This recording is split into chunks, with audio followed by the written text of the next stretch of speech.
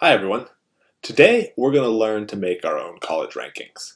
I posted a tutorial the other day that lets you make them from the full college ranking dataset, or the full college information dataset, but today I have created a smaller, easier to use version that lets you essentially just download the data and fill in a few blanks with a couple technical additions that will then give you your own college rankings.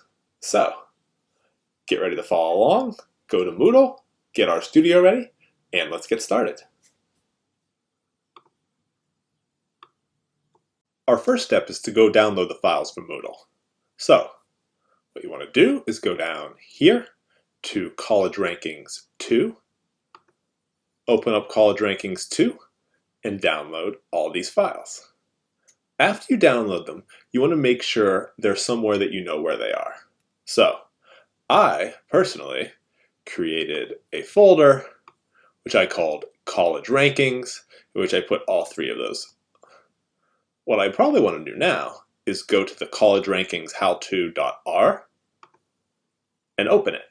Now, you can either double click on it if it automatically opens in RStudio, or if it opens in R, open it in RStudio. So now, as you can see, we have the R script that we're going to work through.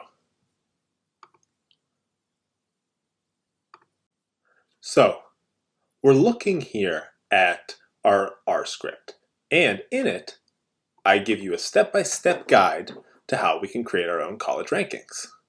First, as I said before, we want to download the college data and put it somewhere where you know where it is. Hopefully we've done that already. Next, we have to set your working directory. And we have to set your working directory to the place where you had that data file. So, where do? We want to go over here, and we want to navigate. We're in the Files tab right here. We want to navigate to wherever you kept it. Maybe it's on your desktop, maybe it's in Downloads, maybe it's on your OneDrive. Mine is on Google Drive. So I want to go down, and I want to find it. Numbers game, college rankings. And so here I can see all the files that I care about. This is the R script, this is the variable dictionary, this is the CSV file that we're going to bring the data in. But right now the important part is we're going to set this as our working directory. How do we do that? We go up to this little More tab here, we click on it, we click Set as Working Directory, then we copy this and we paste it right up here. So yours will be something different from mine. Next, we're going to load the libraries that we're going to use. The important one right here is readr. So all you have to do is run this. Did I use dplyr at all? Nope, I didn't in fact. So we could get rid of this if we wanted. In fact, you don't need to worry about it. So delete that. You can run it as long as dplyr is on your computer, it won't care. Even if it does give you an error, it still won't matter. Now we're going to read in our data. As long as you have set your working directory correctly, you don't need to do anything but stick your cursor here and run that line. Now up here, you should see D1. If it says, say, this, error, this file does not exist in current working directory, then we either set this wrong or you didn't actually put the file there. If you can see it over here, I would just go up, set as your working directory again, paste it in here again, and see what's going on. So now we have 2,109 observations of 39 variables. If we click on this little blue tab here, we can look at all our variables.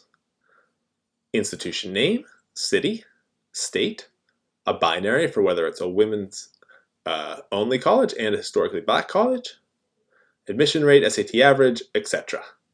If you want to know where all these are from, or what all these mean, what you can do is go to the variable dictionary. Now, you don't need to open that in R. You can just go to wherever you saved it,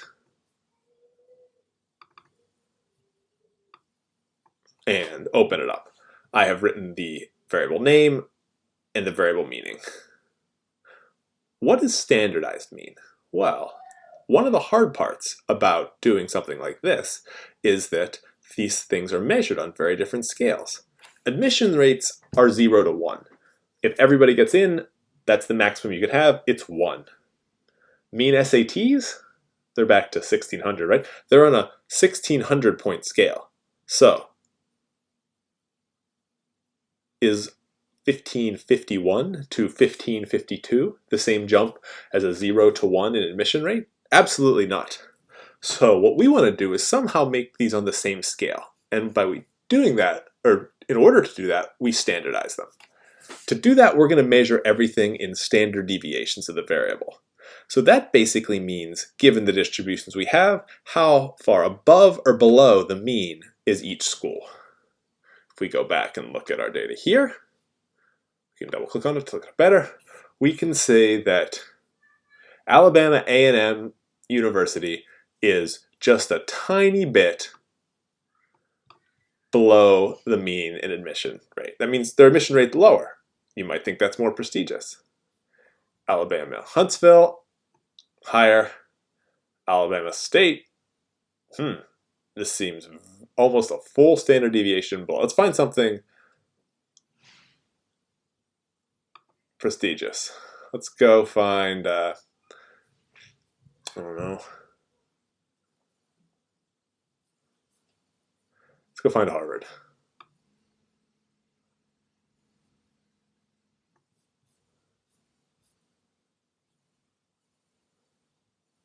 Harvard. It is 3 standard deviations below the standard admission rate, as is Harvey Mudd. So, as you see here, the really prestigious institutions have negative admission. Well, not negative admission rates, but they're below the mean. So you have to keep that in mind when you're thinking of what you want your eventual algorithms to represent. Because good, if we're thinking good as prestigious, is low here, not high.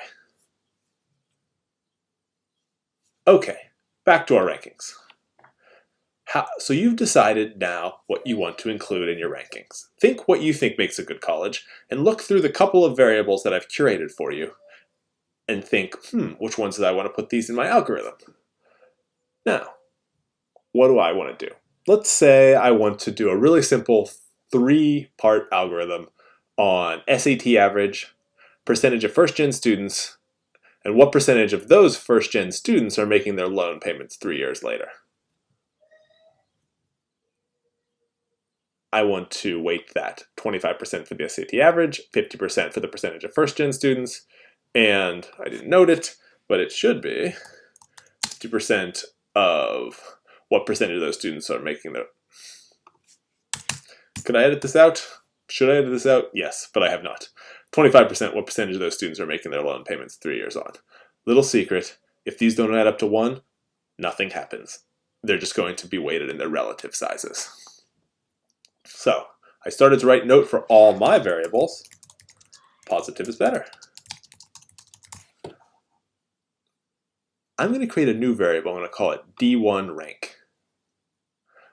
And I'm going to assign that D1 rank as the sum of 0.25, that's my weight, of the SAT average.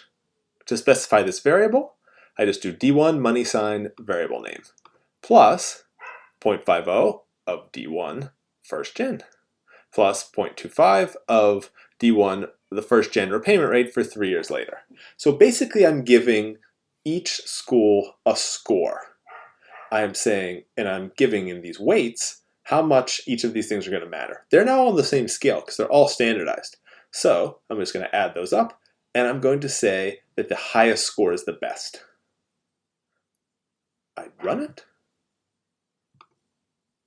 I now have a new variable. And everybody has their own, as long as they have complete information, their own score, with the higher numbers being better. This line just reorders things. I'm going to order it by this rank variable. I run it. Now, if we go look, The reason there's a negative sign in front of this is I want to start at the biggest and go down. So let's take a look. These are the biggest, these are the ones with the most points, and it descends. We can go over and look.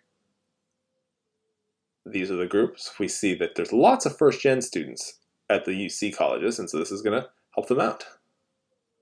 Net price is small, and they're all repaying their loans. We can print that out for us. Run it. There's our list. We can mess with our weightings.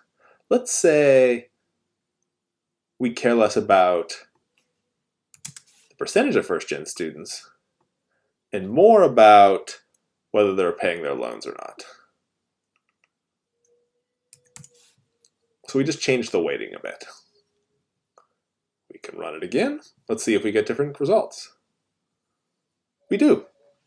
If you're looking at just who can repay their loans, people who go to Carnegie Mellon, Stanford University, and University of Notre Dame do even better than those other schools, particularly the UC schools.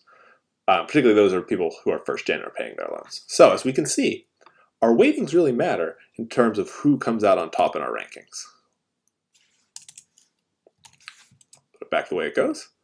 And now I'm going to explain how you're going to do yours. I have made this pretty easy for you. All you have to do is fill in this line of code. So here's your weight. Here's your weight. Here's your weight. Here's your weight. All you have to do is go choose 0.10 for your variable. What variable? You look at your data dictionary. Maybe you want percent Pell Grants, which is essentially a measure of how many students are coming from low-income families. You go to the next one. You want 80% for percentage of black students. Go over here. Just D. Oh, sorry.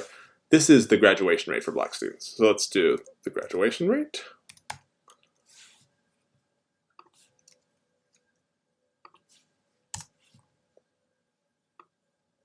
.05% for the percentage of black students. That would be this. As you can see, you just fill these out and you can run them. Now, if you wanted to add an extra factor, all you'd have to do is plus.